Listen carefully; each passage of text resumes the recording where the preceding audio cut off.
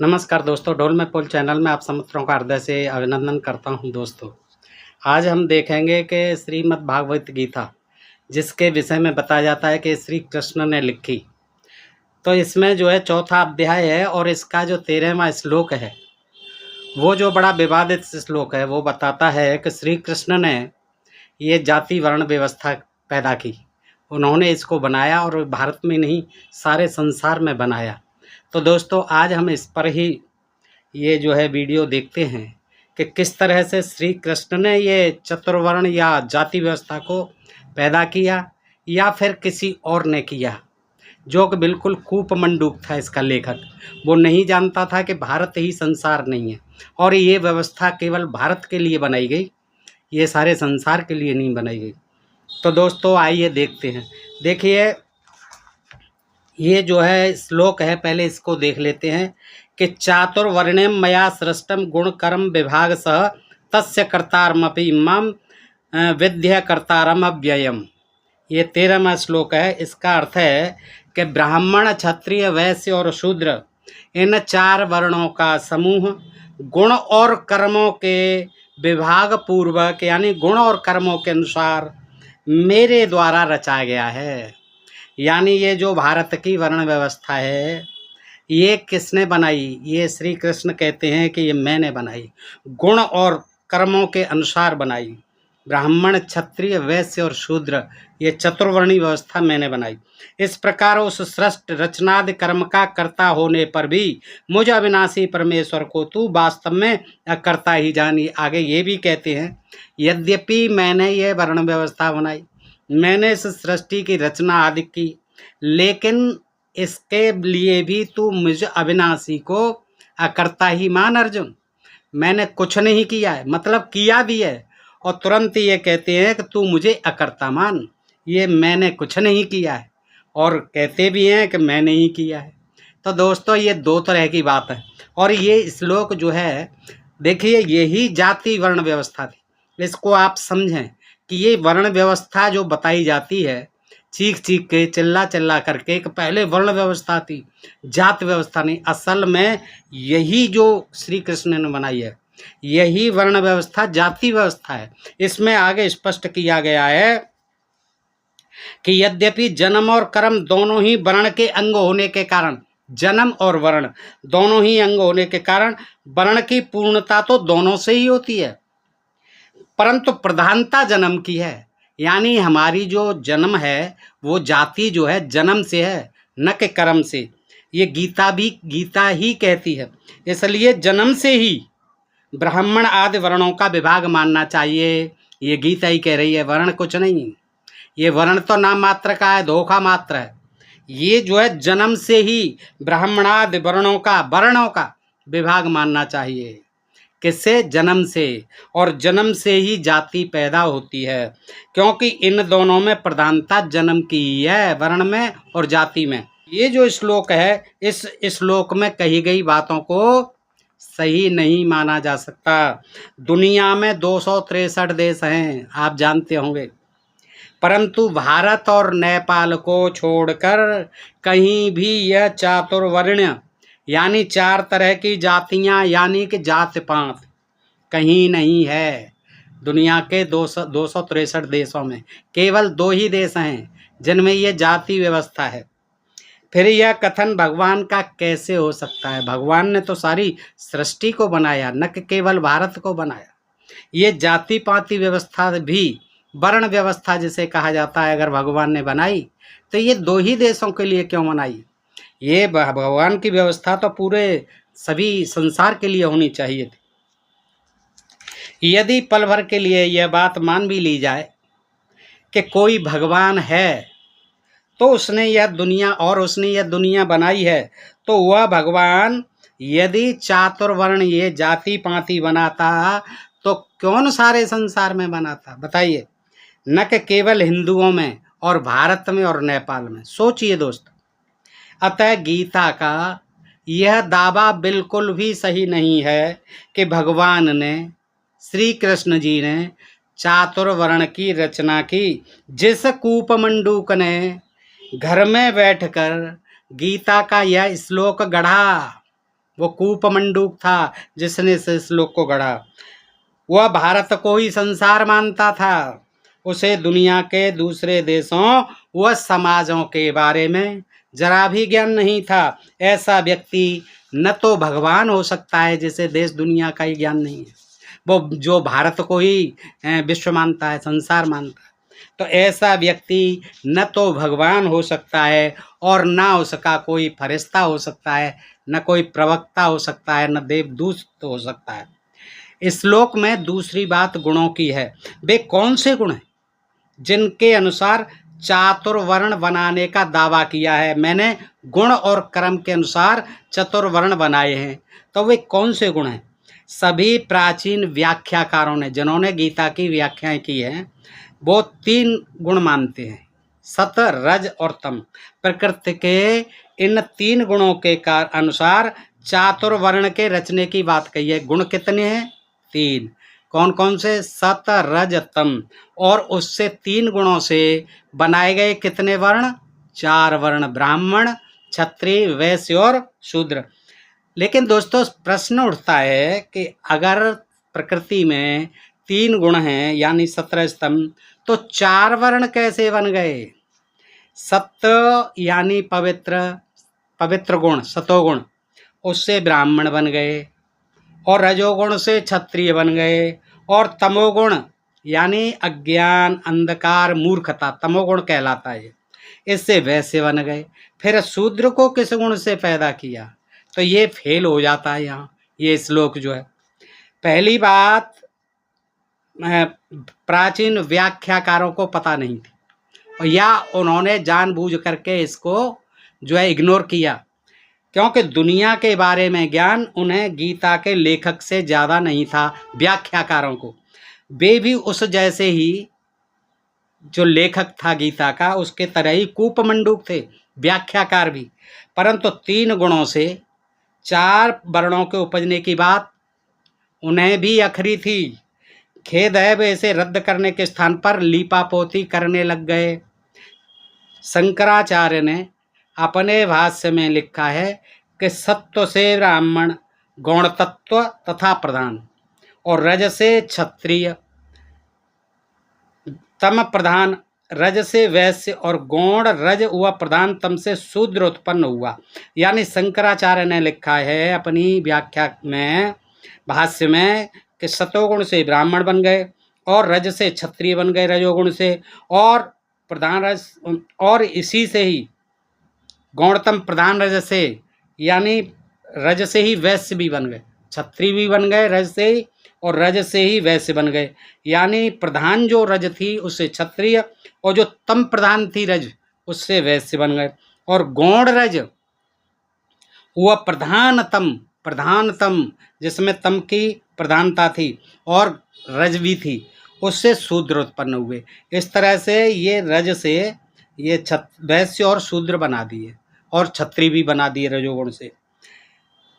यह सारे का सारा फार्मूला शंकराचार्य की अपनी कपोल कल्पना है कि सतोगुण से ब्राह्मण और बाकी रज से क्षत्रिय, वैश्य और शूद्र।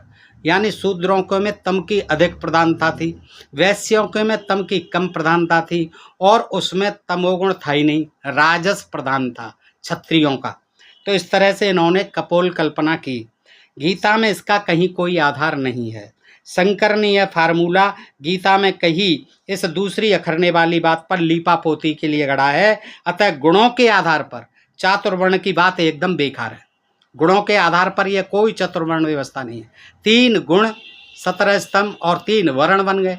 फिर ये शूद्र वर्ण कहाँ से आ गया?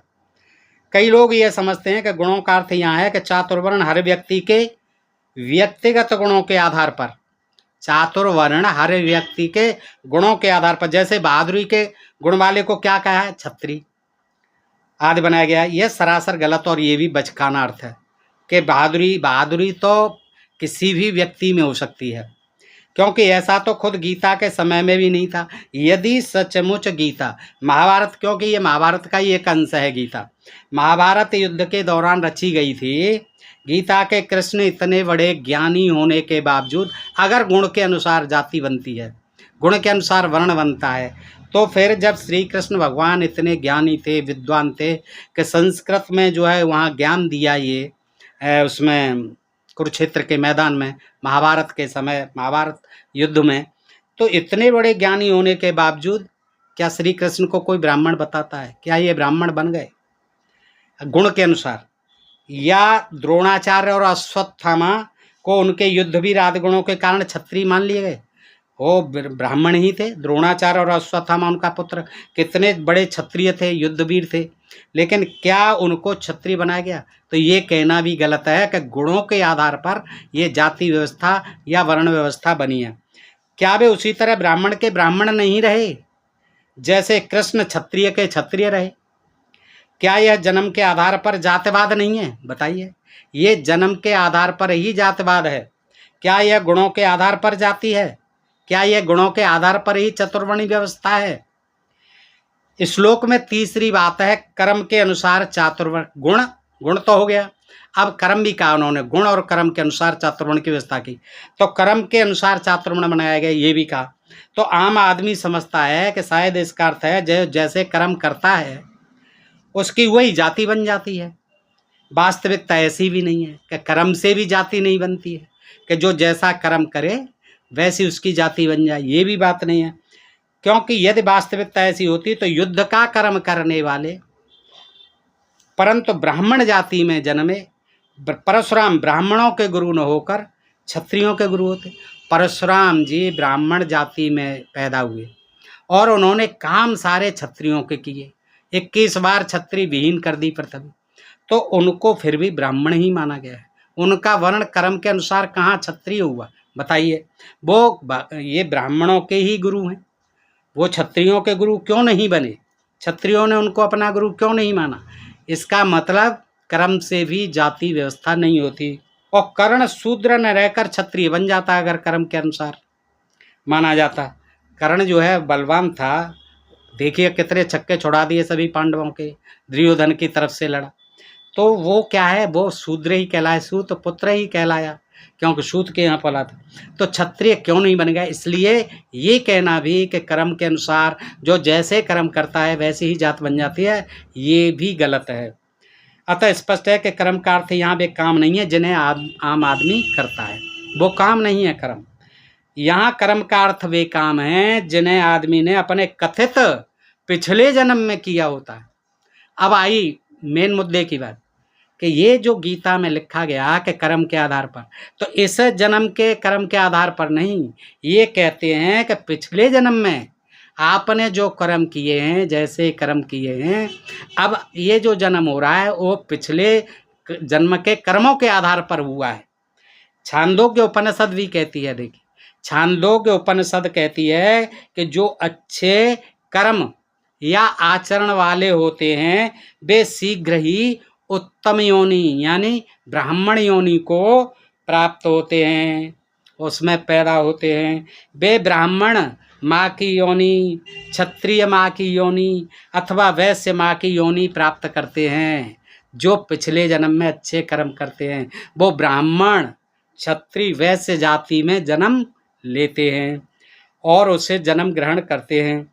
जो अशुभ यानी आजकल जितने भी ये शूद्र हैं, जो ब्राह्मण क्षत्रिय वैश्य वर्ण में या जाति में पैदा नहीं हुए हैं, वो कौन हैं कि उन्होंने पिछले जन्म में सारे पाप कर्म किए, कोई अच्छा कर्म नहीं किया, कोई अच्छे आचरण और व्यवहार नहीं किए, ये वो लोग हैं। ये गीता कहती है वे कुत्ते सूअर अथवा चांडाल माँ की योनि को प्राप्त करते हैं। वो क्या बनते हैं? पिछले जन्म में बुरे कर्म करने वाले, सद आचरण नहीं करने वाले, बुरा आचरण करने वाले, वे कुत्ते बनते हैं। यानी जो कुत्ते घूम रहे हैं इस समय, जो आप सूअर देख रहे हैं और जो चांडाल देख रहे हैं यानी शूद्र अतिशूद्र, ये सब पिछले जन्म के बुरे कर्म करने वाले पापी हैं, इन्होंने तमाम अशुभ कर्म किए हैं। तो ये जो है इसका अर्थ है, इसका स्पष्ट और सीधा अर्थ है कि जो जिस जाति वर्ण में जन्मता है वह उसमें पिछले जन्म के, इस जन्म के नहीं, पिछले जन्म के अच्छे या बुरे कर्मों के कारण जन्मता है। दोस्तों समझ लो, इतनी सीधी और सरल भाषा में व्याख्या आप अवश्य समझ पाएंगे दोस्तों। और आज से आप दिमाग से निकाल देंगे ये वर्ण व्यवस्था कुछ नहीं है, ये जाति व्यवस्था है। और जाति व्यवस्था भी इस जन्म के कर्मों के कारण नहीं है, ये हमारे पिछले जन्मों के पाप कर्म के कारण है। हमने बहुत पाप किए हैं, हमने बहुत बुरे आचरण किए हैं, ये गीता वाला कहता है, लिखने वाला। और ये जो है कूपमंडूक है, ये नहीं जानता कि ये सारे सृष्टि के लिए नहीं है ये वर्ण व्यवस्था, ये केवल भारत के लिए ही है।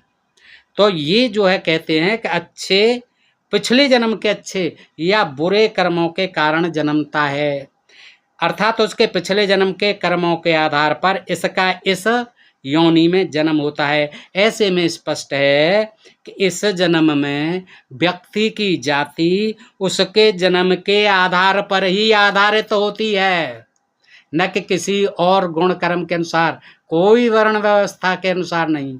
ये जन्म में व्यक्ति की जाति उसके जन्म के आधार पर ही, यानी जो जिस जाति में जन्म लेता है वो चाहे कैसा ही विद्वान हो जाए, कितना ही गुणवान हो जाए, कितने अच्छे गुण वाला हो, कितना ही सदाचारी हो, लेकिन जिस जन्म में जिस जाति में उसने जन्म लिया है वो उसी जाति का ही माना जाएगा। यही कारण है कि इस जन्म में क्षत्रिय का काम करने वाले, समझ लें दोस्तों उदाहरणों से, परशुराम जी, द्रोणाचार्य, अश्वत्थामा आदि ब्राह्मण कहलाए, जबकि कर्म इन्होंने किसके किए? क्षत्रिय के। क्योंकि वे जन्मे ब्राह्मण जाति में थे, इसलिए कौन माने गए? ब्राह्मण। अतः जो जिस जाति में पैदा होता है उसकी जाति वही होती है। ज्ञानी कृष्ण गीता का उपदेश देने के बावजूद ब्राह्मण वाला कर्म करने पर, क्योंकि ये ब्राह्मणों का कर्म है गीता आदि का ज्ञान देना, संस्कृत का विद्वान होना, तो ब्राह्मण वाला कर्म करने पर भी क्षत्रिय ही कहलाए, ब्राह्मण नहीं कहलाए। और कर्ण शूद्र के यहाँ पालन पोषण करने के कारण शूद्र का पुत्र ही रहा, यद्यपि वह दानवीर भी था, युद्धवीर भी था, महाबली था, महावीर भी था, लेकिन वह क्षत्रिय नहीं बना। तो अब ये जो है आलोच्य श्लोक है, इससे कहीं ये सिद्ध नहीं होता, आपने देखा कि ये जात पात को जन्म के आधार पर न मानकर कर्म के आधार पर मानने की बात करती है, ये कहीं भी सिद्ध नहीं होता। ये सिद्ध होता है कि जाति जो है जन्म के आधार पर ही होती है, न कि कर्म के आधार पर। जो व्यक्ति जिस जाति में जन्म ले लेता है वही उसकी जाति होती है, भले ही वो कर्म चाहे ब्राह्मण का करे लेकिन वो ब्राह्मण नहीं हो सकता, कर्म चाहे क्षत्रिय का करे लेकिन क्षत्रिय नहीं हो सकता, वैश्य का करे तो वैश्य वैश्य ही रहेगा, शूद्र का भी काम करने लग जाए। यानी जाति में कोई परिवर्तन नहीं होता। और गीता तो ये भी कहती है कि हर व्यक्ति को जो उसको जन्म से जाति मिली है उसी के पेशे को करना है, अगर वो नहीं करेगा तो उसको महापाप लगेगा, महापापी होगा और अगले जन्म में वो फिर नरक का भागी होगा। तो इसलिए क्या है, गीता यह भी जोर देती है कि जो व्यक्ति जिस जाति में पैदा हुआ है उसी के कर्म को करे, दूसरे को नहीं करे। जन्म चूंकि उसने ब्राह्मण जन्म जाति में लिया है इसलिए बेशक वो शूद्र के काम करे लेकिन वो रहेगा ब्राह्मण ही। जन्म से जाति निर्धारित करने वाले इस जातवादी देश में जात जो है दंड पाने का कारण बनती थी। अगर वो दूसरा कोई कर्म करता था, जिस जाति में पैदा हुआ व्यक्ति अगर दूसरी जाति का काम करता है तो ये दंड पाने का भी अधिकारी बनता था। यदि वह गुण कर्म आदि उसकी जाति के अनुरूप नहीं होता था तो दंड का भागी होता था। वह शंभु तपस्वी था, सच्चरित्र था, सम्मान पाने का अधिकारी था और निस्संदेह किसी भी सभ्य समाज में वह सम्मान पाने का अधिकारी होता, संत भी कहलाता। परंतु हिंदू जातिवाद क्योंकि जन्म पर आधारित था और आज भी है, और उसी व्यक्ति का सामाजिक धार्मिक रुतबा आश्रित था जाति के जन्म के आधार पर। अतः जन्म के शूद्र का इस तरह गुणवान और सत्कर्मी होना उसकी जाति के अनुरूप नहीं था, जाति विरुद्ध काम था। तपस्या करना, सम्मान पाना उसका ये अपराध बन गया, ये अपराध माना गया और इसी अपराध के कारण शूद्र शंभुक को प्राण दंड दिया गया। उसका सिर धड़ से राम जी द्वारा अलग कर दिया गया कि तुम शूद्र जाति में जन्मे हो, अतः शूद्र हो, तुम्हें अपनी जाति के अनुरूप गुण अर्जित करने चाहिए, वही काम करने चाहिए जो आपकी जाति के हैं, शूद्र जाति के हैं। आप ये ब्राह्मणों का कर्म क्यों करने लगे? ये राम जी ने कहा कि तुम शूद्र जाति में जन्मे हो, शूद्र हो, तुम्हें अपनी जाति के अनुरूप गुण अर्जित करने और सत्कर्म करने का, तपस्या करने का अधिकार किसने दिया?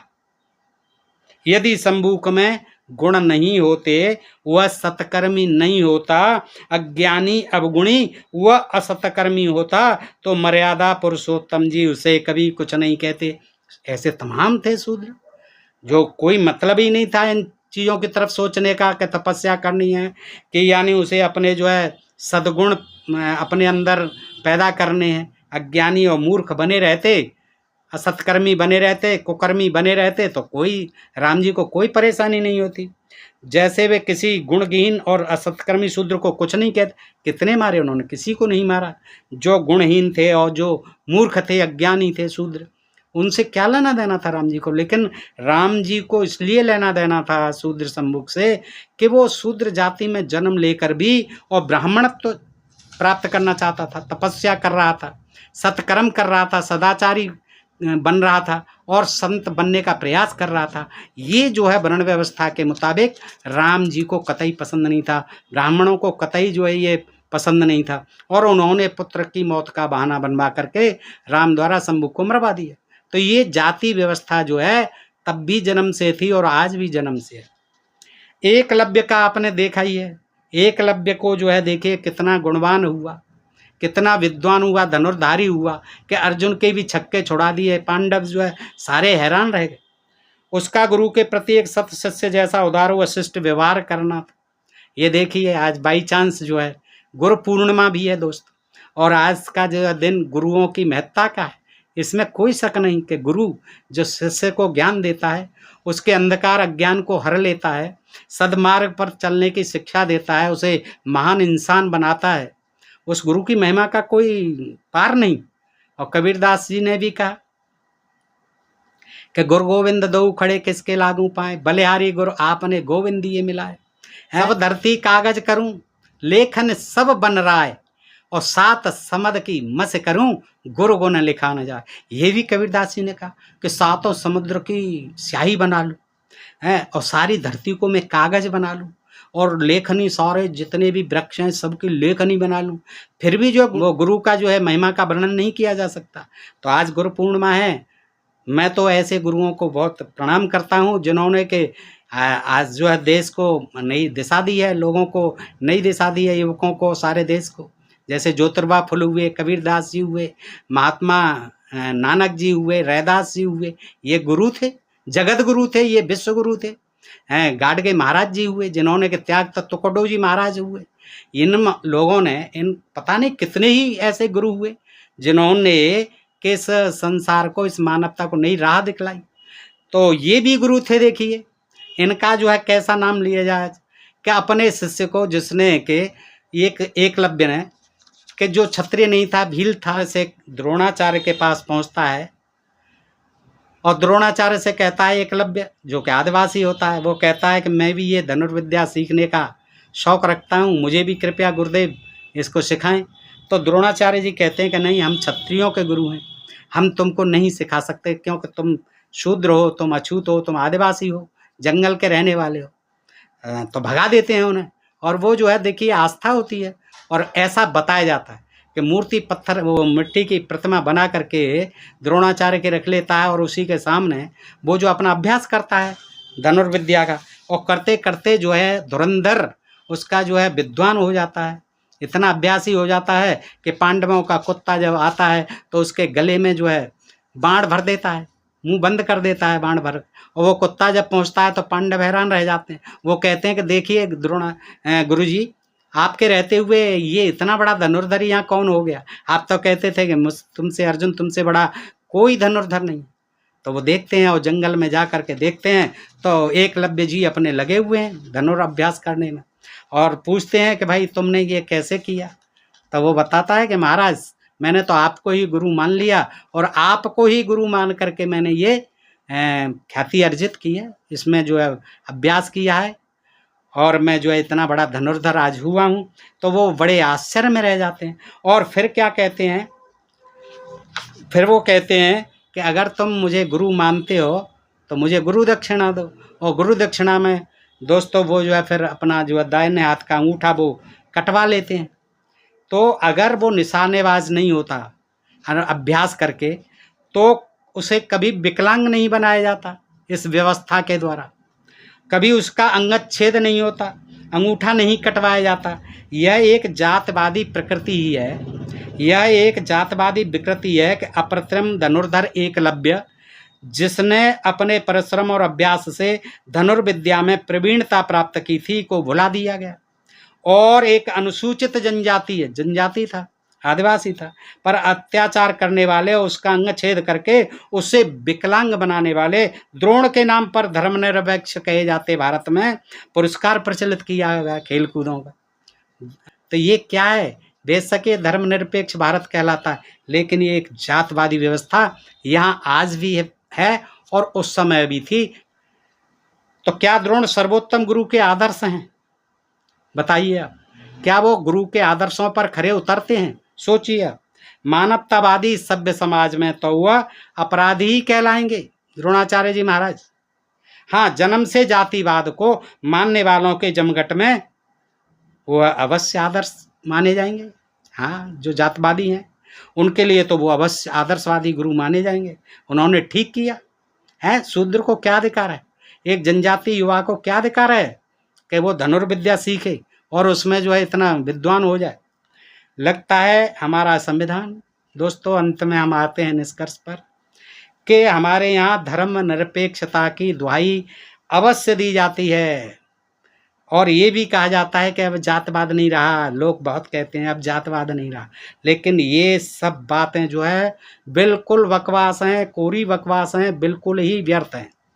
आज ये देश जो है संविधान की उपेक्षा करता है, इसमें जो है संविधान को लागू नहीं किया गया और आज भी कितने ही विद्वान लोग, कितने ही महापुरुष इस जाति में अपमान का घूंट पी पी करके जीते हैं। कितने ही खिलाड़ी, कितने ही गीत संगीतज्ञ, कितने ही लेखक और साहित्यकार विद्वान आज भी जाति के आधार पर यहाँ उपेक्षित, एकलव्य की तरह ही उपेक्षित समझे जाते हैं। और एन केन प्रकारेण उनको जो है अवरुद्ध किया जाता है, उनकी गति को, उनके विकास को, उनकी उन्नति को अवरुद्ध किया जाता है, रोका जाता है और उनको ऐसे ही दंड दिया जाता है जैसे कि एकलव्य को दिया गया किसी गुरुदक्षिणा के नाम पर।